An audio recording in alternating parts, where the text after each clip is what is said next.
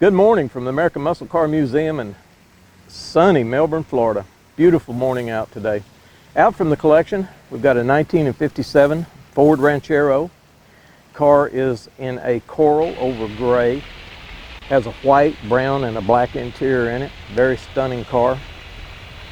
This particular car is a Jerry Miller restoration from Jerry Miller Classic Cars out in Arkansas. He specializes in 1957 through 1959 Fords. That's his little niche, and he does a great job. This is a frame-off restoration, nut and bolt car, all numbers matching. Has a lot of extras on it, lots of extras. Car has a 292 cubic inch motor in it, 206 horsepower. Running it into an automatic transmission, as it should be with this car. Really super nice.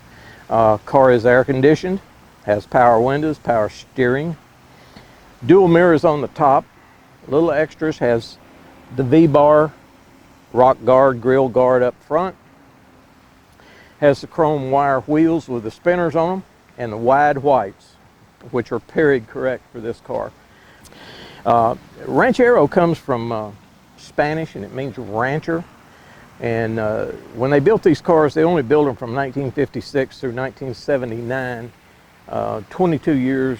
They built them on the small, medium, and large frames. They tried a little assortment, and the medium frame cars were probably the most accepted. They did the best, but you know, they ended them in 1979. That kind of ended a real era. These cars are highly sought after, great collector cars, and this one is an absolutely fabulous example.